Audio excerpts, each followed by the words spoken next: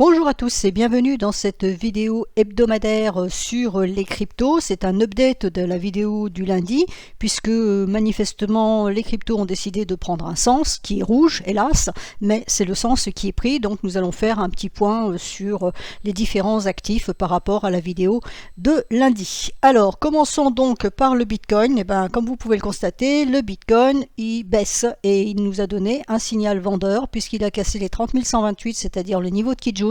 Quand on casse la Kijun, c'est un niveau soit d'achat soit de vente suivant le sens. Là en l'occurrence c'est un signal vendeur. Alors on a quand même un support ici qui pourrait freiner un petit peu les choses à 28 930 qui correspond à ce plat qui est ici. Vous voyez que la lagging span elle valide, elle passe à travers les prix et elle, son support se situe à 27 727.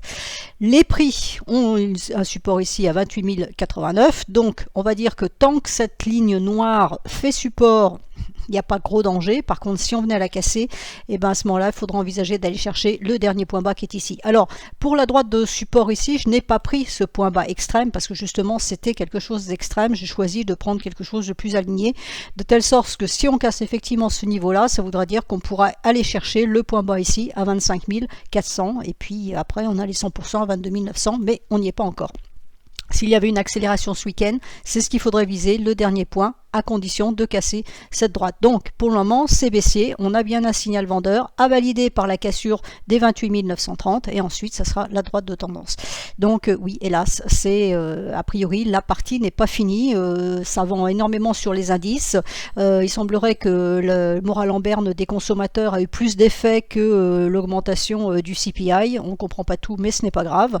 Donc, l'idée, c'est que les actifs risqués ne sont plus du tout au goût du jour. Le Nasdaq baisse fortement et puis les cryptos avec, parce que tout ça c'est du risque et du risque on n'en veut plus. On préfère le taux 10 ans ou le taux 2 ans qui eux par contre montent bien et qui sont un peu plus sécures. Ça c'est la vue globale des choses, l'explication pour ce genre de mouvement. Notez quand même que le Bitcoin pour le moment il reste dans sa zone de neutralité, donc c'est pour ça qu'il n'y a pas un grand danger. Il revient là ici, il revient tester ce bas, il y a encore un bas ici, donc c'est vraiment ce niveau là qu'il va falloir surveiller, parce que là effectivement si ça s'était enfoncé, ça voudrait dire qu'on irait beaucoup plus bas, parce que ça voudrait dire que voilà la tendance baissière qui est ici, où on la voit bien ici, on a fait un point haut plus bas, donc ça part mal, et puis là voilà, si on casse ce niveau là, c'est-à-dire qu'on fera un point bas plus bas, donc point haut plus bas, point bas plus bas, c'est baissier pour aller chercher le dernier point bas ici et voir les 100% d'extension Fibo. Après on verra si c'est la fin de la baisse ou etc. Mais là c'est vrai que pour le moment quand on voit la bougie hebdomadaire, la tête qu'elle a pour le moment après la bougie de la semaine dernière, grosso modo il y a plus de chances que ça baisse, que ça remonte d'ici lundi. Donc ça c'était pour le BTC. Maintenant ETH. ETH en journalier. Alors ETH en journalier, j'ai regardé tout à l'heure, mais depuis ça a bougé. J'espérais un triple bottom, mais non. Ça enfonce, donc là on va chercher les 100% qui sont à 1584. Je vois pas comment ça pourrait faire autrement. Donc ici on avait eu un semblant d'alerte sur peut-être la fin de la baisse, mais non, c'est reparti. On a recassé la Tenkan. La Tenkan a tenu ici en résistance, et là elle pousse les prix à la baisse carrément. Donc là au moins c'est clair, il n'y a pas de doute. Donc les 100% me paraissent fort probables. Après on verra jusqu'où ça pourra aller. Vous voyez, les 100% sont là, donc après on aura un niveau ici, le niveau de Kijun hebdomadaire qui est là et qui se situe à 1448. Ça pourrait être le niveau suivant, mais bon voilà, c'est baissier, il n'y a pas à dire le contraire. Alors AAV, alors je vais pas forcément toutes les faire. AAV nous donne aussi un signal vendeur, puisque là on est carrément au-dessous du niveau de la Kijun et on casse la droite de tendance ici, qui est une droite de tendance de long terme. Elle vient pas d'être tracée cette droite de tendance, elle est extrêmement pertinente. Elle a été testée ici, retestée à ce niveau-là, et là on l'enfonce, donc c'est baissier. Donc normalement, logiquement, on va avoir un point bas ici pour se rassurer à 75-63, et le point bas suivant, il est ici à 62. Donc on devra aller chercher les 62. Cardano, alors Cardano pour le moment elle reste neutre puisqu'elle est bloquée par le nuage, donc elle ne peut pas monter, techniquement parlant. Et pour le moment elle ne casse pas sa Kijun, elle ne donne pas de signal vendeur, donc il va falloir qu'elle se décide dans un sens ou dans l'autre. Donc la cassure de 0,5680 normalement devrait nous donner les 0,4471, voire le point bas ici, 0,4025. Alors j'ai pas d'extension Fibo là-dessus pour le moment parce qu'il n'y en a pas à tracer, on le tracera après. Voilà, pour le moment c'est ça, c'est ce qu'il faut surveiller, c'est la Kijun ici, est-ce qu'on la casse ou pas à 0,5680. Algo. Alors, Algo est baissière hein, aussi, donc la Kijun a fait résistance ici, la Lagging Span n'a pas passé ses prix, et là, ça part à la baisse, donc la cassure des derniers points bas 0,3535 sera donc baissier. Ensuite, Atome. Atome casse le dernier point bas, donc c'est baissier, voilà. En hebdomadaire, ça nous donne quoi? Je n'aime pas trop regarder les vues hebdomadaires hein, en ce moment, voilà. On avait un support ici qui a été résistance à ce niveau-là, support qui a tenu ici, support qui a tenu ici, et on est en train d'enfoncer ce niveau-là. Donc le 8,53, tant qu'on est en dessous, c'est baissier, et les niveaux qu'on pourrait aller chercher, ça serait 5,62. Ça fait de la baisse, voire 4,97. Hein. Ça, c'est ce qui est écrit techniquement. Attention, ça ne veut pas dire qu'on va y aller forcément. Et puis, ça ne sera pas en une bougie, hein, et bien évidemment, ce sera peut-être en plusieurs bougies. Donc, le marché a le temps de se retourner. Mais techniquement parlant, c'est ce qu'il faudrait viser si on voulait faire du swing trading, hein, du moyen terme, on va dire, puisque c'est hebdomadaire. Avalanche, Avalanche, ça chemine vers ses derniers points bas. Alors, on a un niveau ici hebdomadaire qui pourrait faire support à 20,85, donc à voir si ça fonctionne ou pas. La bougie, là, vous voyez que la tendance baissière est bien capée par la Tenkan, hein, donc on n'a pas eu d'alerte.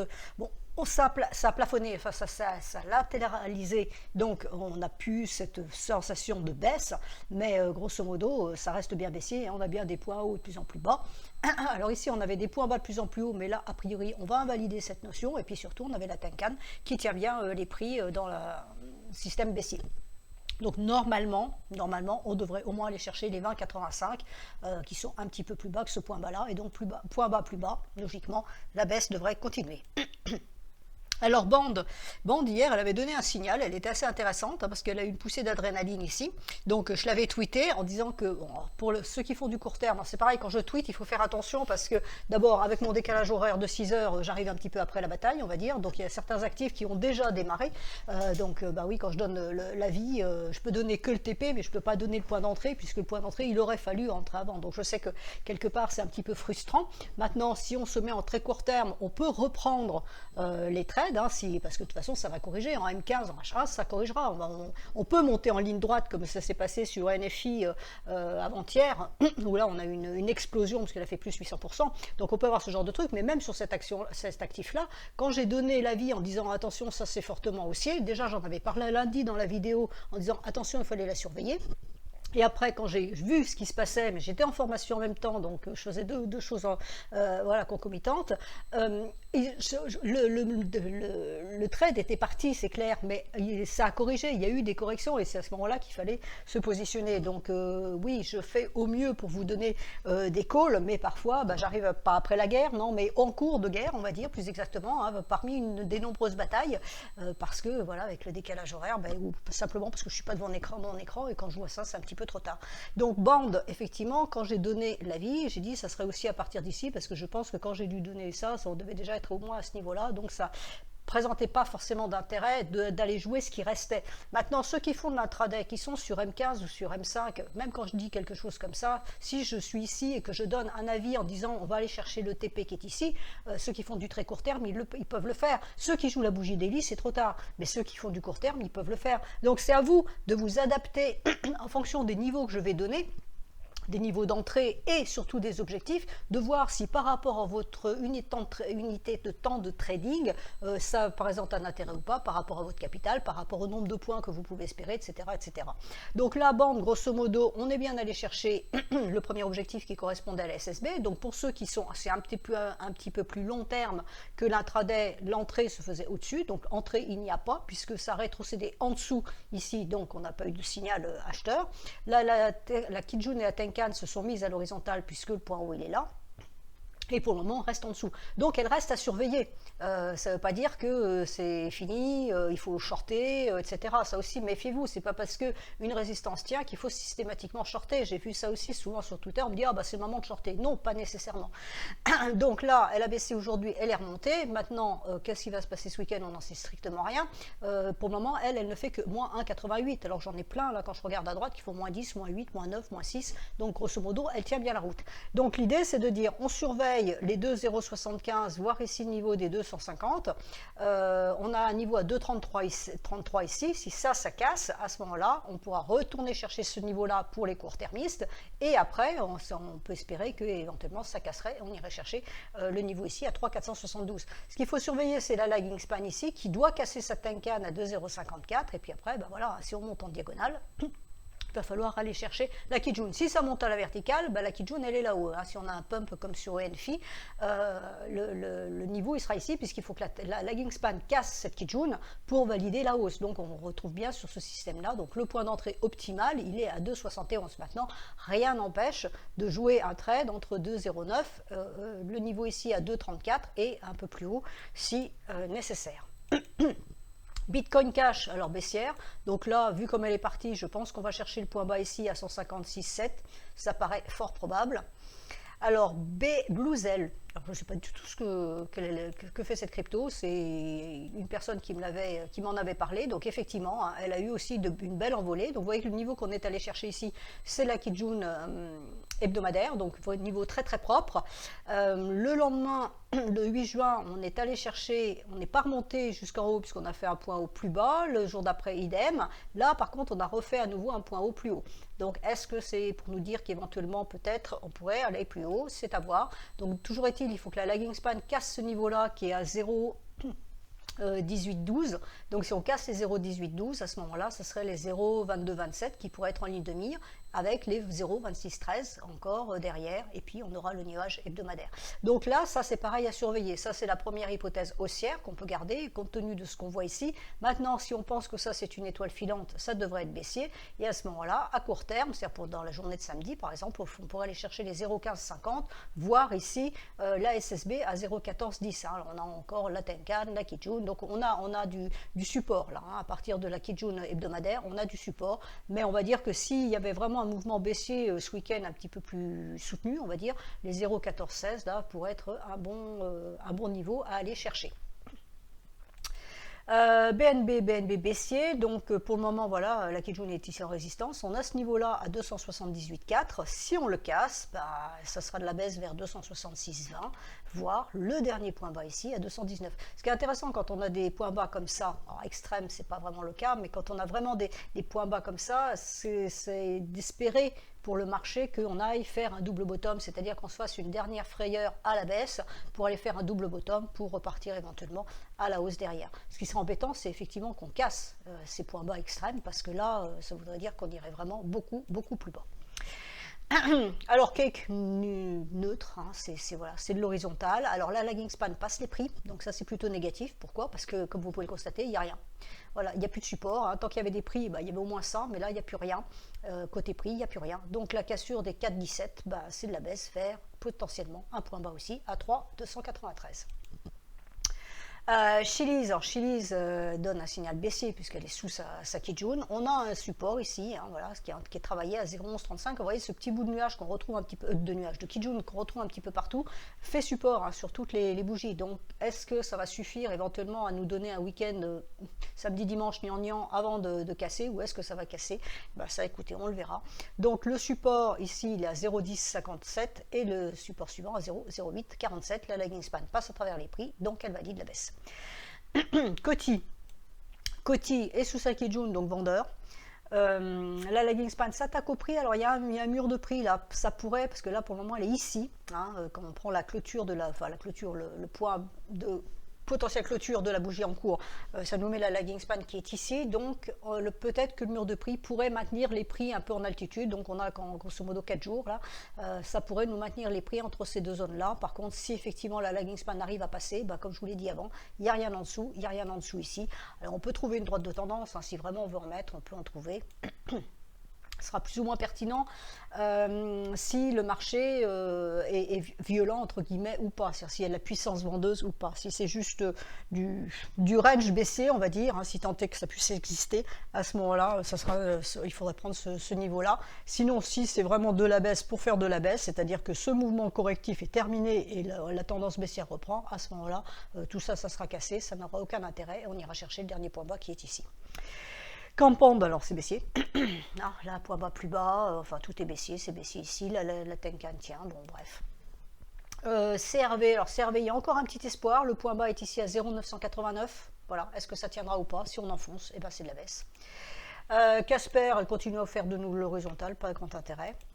Dash, elle est en train de casser cette droite de support. Alors attention, la lagging span ne l'a pas encore passé à 53,10. Donc si on casse les 53,10, à ce moment-là, on ira chercher le point bas ici à 45,10.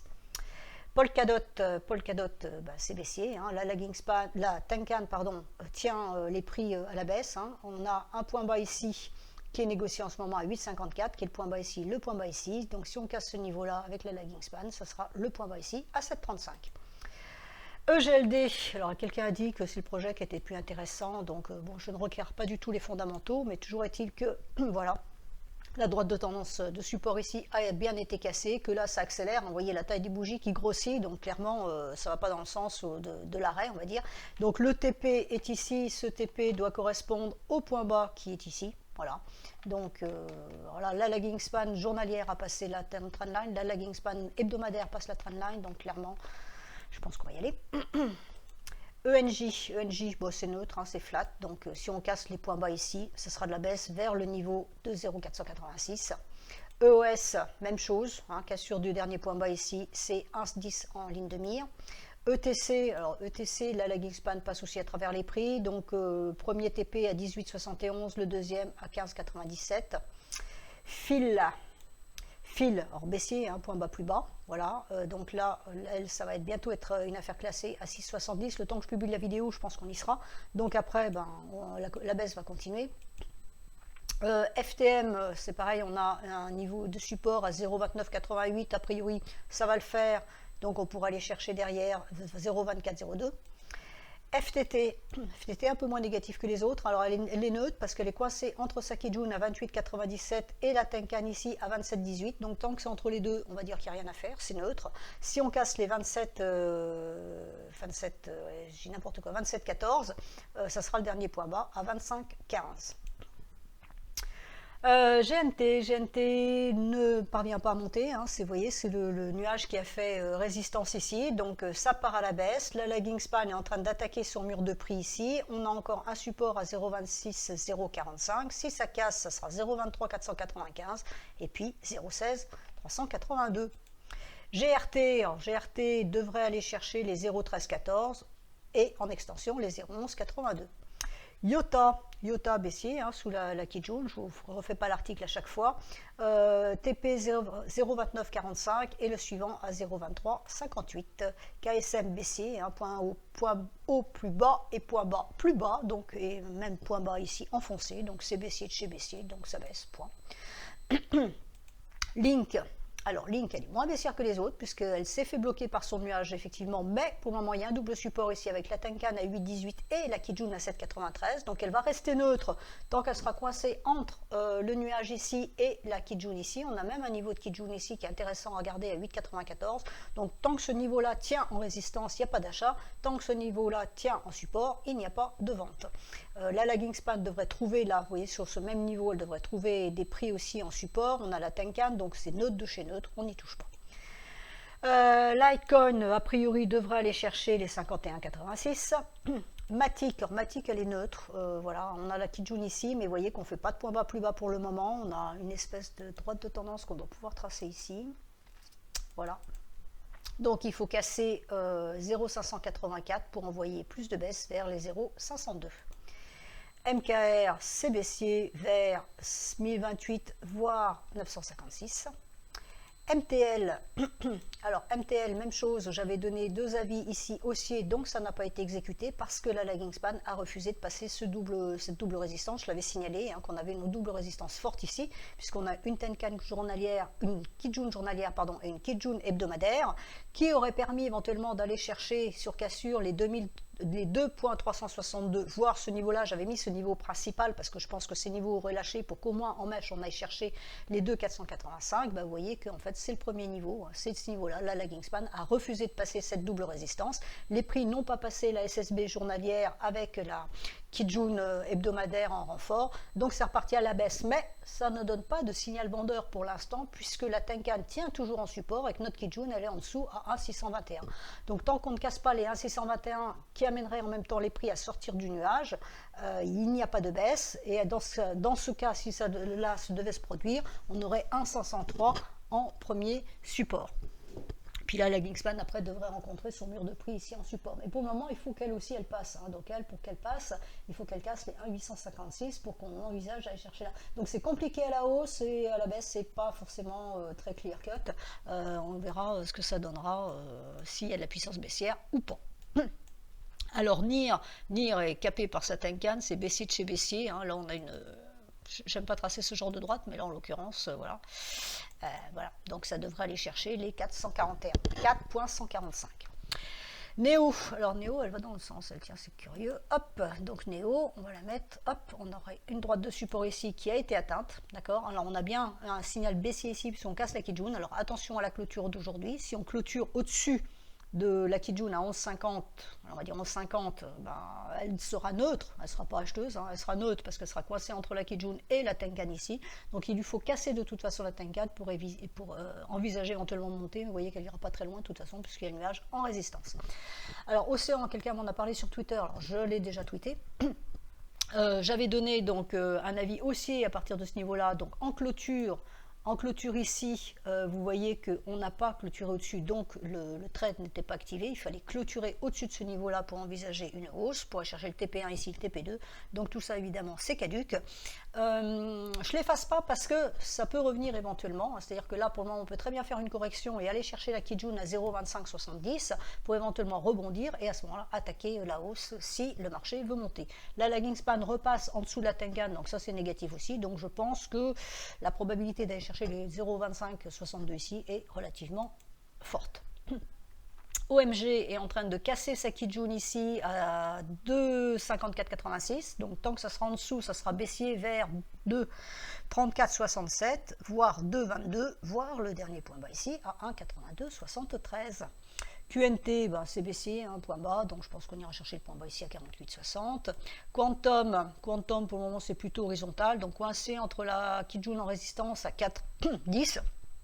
Et puis là, pour le moment, ça travaille ce niveau-là hein, de support. Si on casse les 3,608, à ce moment-là, on pourrait envisager ici les 3,14. RIF, baissier aussi, puisque c'est sous la Kijun, donc on peut envisager d'aller chercher les 0,00372. Rune, c'est baissier aussi pour aller chercher 2,353, voire les 100% qu'on n'est pas encore allé chercher. Hein. On a fait une tentative ici, on a fait un point bas plus bas ici, mais on n'y est pas allé. Donc on peut penser logiquement que on va y aller cette fois. Sand c'est neutre, c'est à l'horizontale. On a un support qui est ici à 24,10 qu'on est en train de casser. Donc le support suivant, c'est le point bas ici. Et puis on a un plus bas à 0,7790. Mais enfin, ça ne sera peut-être pas pour ce week-end. SNX, voilà, a atteint sa droite de tendance support. Donc si ça casse ici, c'est-à-dire à 2,44, à ce moment-là, c'est 2,307 et 2,175 en objectif. Solana devra aller chercher les 35,76, alors on n'est pas très loin, voire les 35,36 qui correspondent au dernier point bas ici. STX, alors c'est SNX que j'ai vu tout à l'heure, je suis en train de me dire, j'ai déjà vu, non c'est STX. Donc STX devrait aller chercher 0,483, voire ici 0,461. SXP casse sa Kijun, donc signal vendeur bien évidemment, target suivant à 0,456, voire 0,386, 0,303.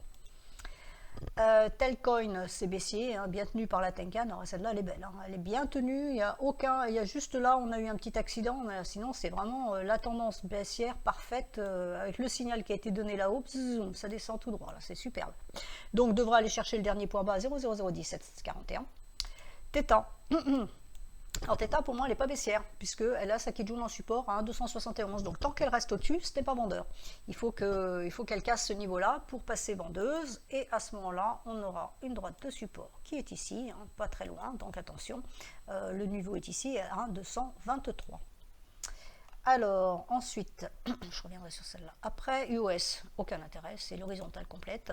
VET, alors elle est coincée complètement, j'ai mis un ordre, pas un ordre d'achat, mais une possibilité d'achat si on cassait ici en clôture, on n'a pas cassé, hein, c'est la Tenkan plus la Kijun, donc on a une double résistance ici, donc ça n'a pas cassé hier, là on part à la baisse, donc normalement, ben voilà, si on casse ici 0,0228,19, c'est baissier pour aller chercher le dernier point bas à ce niveau-là. Veracity, ben, c'est baissier aussi. Alors pour le moment, on est sur le point bas précédent. Normalement, on devrait aller chercher le point bas suivant. Wave, elle est un peu moins négative que les autres quand même, ça fait du bien quelque part. Donc elle est quand même sous sa Kijun. La Kijun a tenu en résistance ici, hein, deux jours, et puis là, bon, bah, ça accélère à la baisse, un peu comme tout le monde. La Kingspan passe à travers ses prix, donc il y a un signal baissier qui est donné, mais il y a quand même de la marge ici pour aller chercher les 4,12. Hein.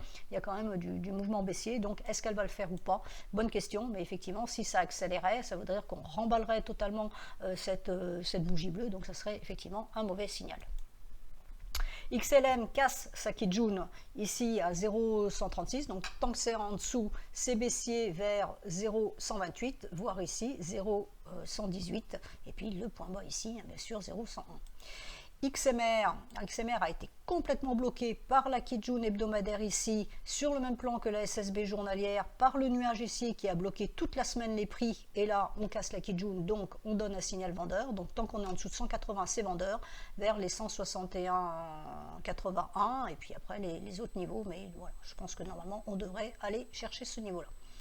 XRP baissier, hein, voilà, on est allé tester la Kijun et ça part à la baisse. Donc pour le moment, on est sur le point bas ici à 0,3750. Si on le casse, c'est 0,366, voire 0,340.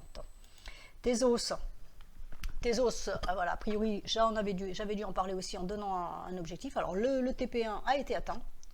Je ne l'ai pas donné aujourd'hui ça, donc le TP1 a bien été atteint, mais ça n'a pas confirmé derrière, parce que le marché est reparti à la baisse, donc ça évidemment pour le moment c'est caduque, sauf si la Kijun ici faisait support, hein, que le marché ne continue pas sa baisse. À ce moment-là, il faudrait recasser la Kijun ici à 267 pour revoir le TP1 et ensuite le TP2 qui est là-haut. Donc on surveillera le niveau des 1,99, il ne faut pas l'enfoncer pour maintenir quand même ce biais haussier. Hein. Ici pour le moment ça monte, hein, on fait des points hauts plus hauts, ce point haut là est bien plus haut que celui-là, qui est plus haut que celui-là, les points bas sont de plus en plus hauts, donc là on a bien un canal haussier. Donc si la Kijun tenait en support, on pourrait revoir ces niveaux-là. YFI, bah, c'est baissier, hein, ça a bien fait de l'horizontale, là, et puis ça accélère à la baisse, donc rien à dire. Zcash, même chose, hein, donc la Kijun elle est là-haut, les prix tiennent la Tenkan, hein, ils sont sur la Tenkan, c'est joli, mais bon, c'est baissier, vers 82,10, voire 75,4, voire 69,8. Alors, je reviens sur UNFI que j'ai zappé volontairement. Donc voilà ce qui s'est passé avec les 800% de hausse l'autre soir, là, donc c'est-à-dire le 7 juin, hein, quand je vous ai plus ou moins accompagné. Donc effectivement, j'étais un petit peu timide à chaque fois dans mes objectifs, hein, parce que le premier objectif, je l'avais mis là, après j'ai mis mon deuxième objectif par ici, et puis de toute façon, le temps que je tweak, grosso modo, les objectifs étaient dépassés. Donc j'ai eu un petit peu de mal à suivre, en même temps, il faut savoir que j'étais en train de faire une formation avec des gens, donc c'était un petit peu compliqué. Voilà, donc on a eu un gros pump. Alors la formation, je ne l'ai pas eu, j'ai cherché sur les sites qui sont supposés donner les fondamentaux, etc. Je ne sais absolument pas ce qui s'est passé là-dessus. Donc ça, effectivement, c'est, je veux dire, le bonheur quand on a la chance de se trouver dedans. Et puis voilà, c'est le coup de chance. Hein, 800%, c'est sûr que ça se fait pas tous les jours. Aujourd'hui, elle fait moins 16,33 quand même. C'est une des plus baissières, a priori, en pourcentage.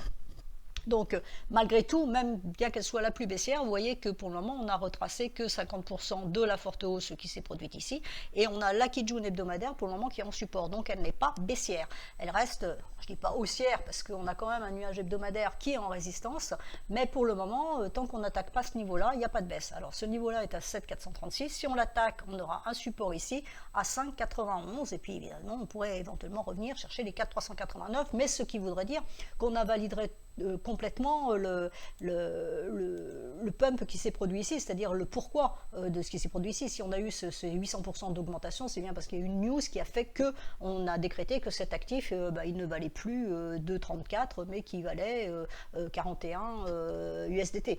Donc normalement, on ne devrait pas revenir à la case zéro. Ça veut dire que cette nouvelle-là, c'était du grand n'importe quoi. C'est encore aussi une probabilité. Mais normalement, on ne devrait pas. Donc là, on est sur les 50%.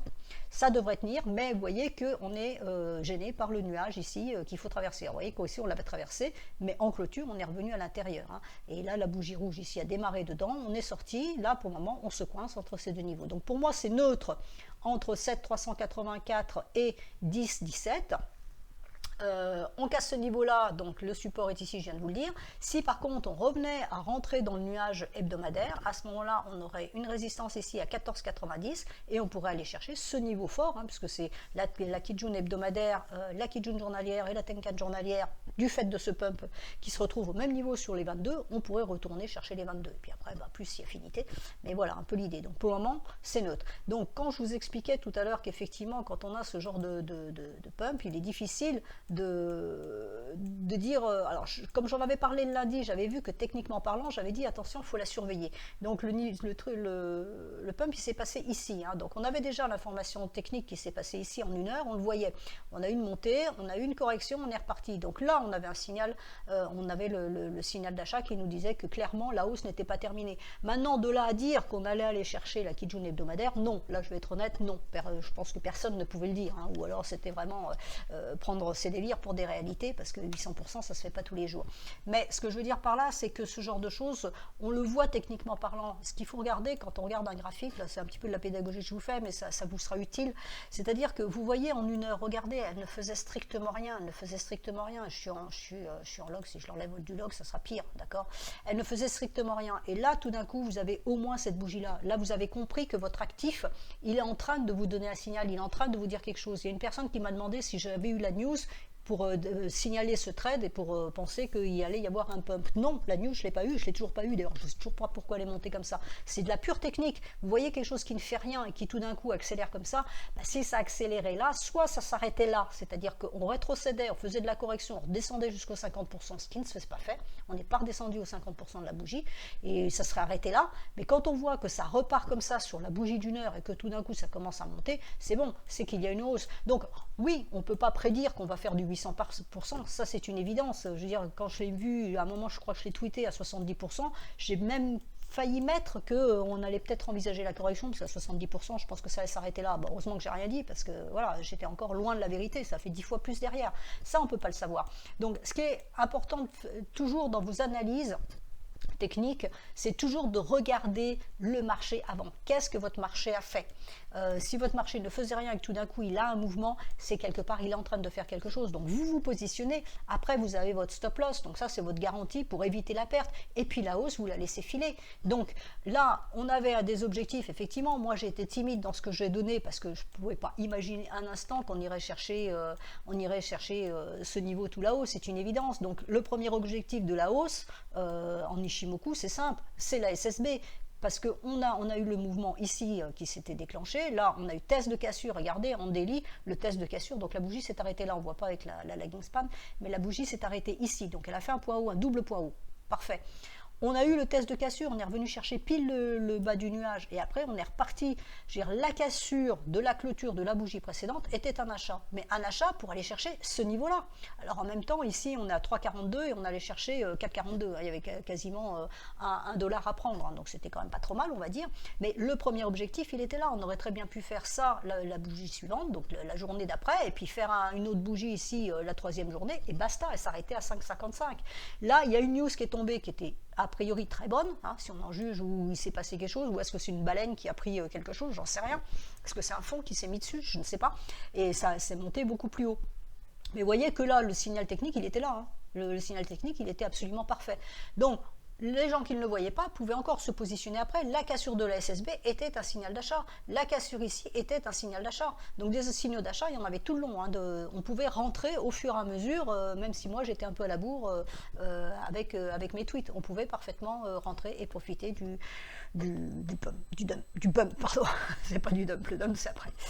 Voilà, donc tout ça c'était pour vous refaire le tableau, voilà, c'était un coup de chance, hein. Bon, il y en aura peut-être d'autres comme ça marche pas toujours, pas à tous les coups, hein. C'est sûr que c'est quand même pas très fréquent ce genre de hausse, mais bon, quelquefois ça se voit dans les actifs. Alors je réponds aussi à une autre personne qui disait oui mais on peut pas scanner comme ça tous les jours, toutes les cryptos, etc. Alors déjà on scanne pas toutes les cryptos, hein. Il y en a plein qui sont à mettre à la poubelle, qui ne donneront jamais rien, ou qui sont tellement ridicules que ça n'a aucun intérêt.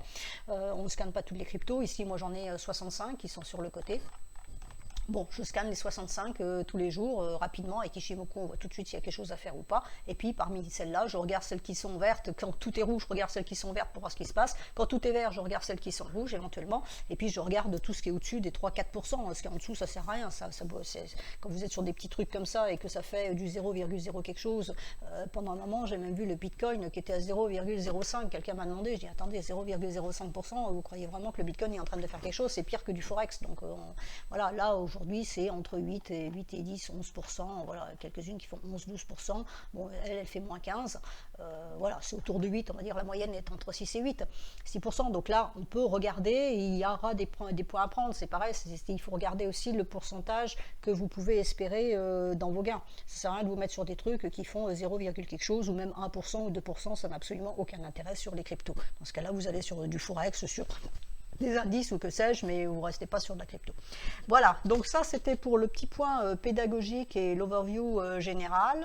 Bon, je pense, j'en sais pas grand-chose, mais pour le moment, les marchés partant à la baisse, je pense que logiquement ça devrait continuer à baisser, voire dans le meilleur des cas, ça pourrait éventuellement s'arrêter là et ranger samedi et dimanche pour prendre une direction lundi.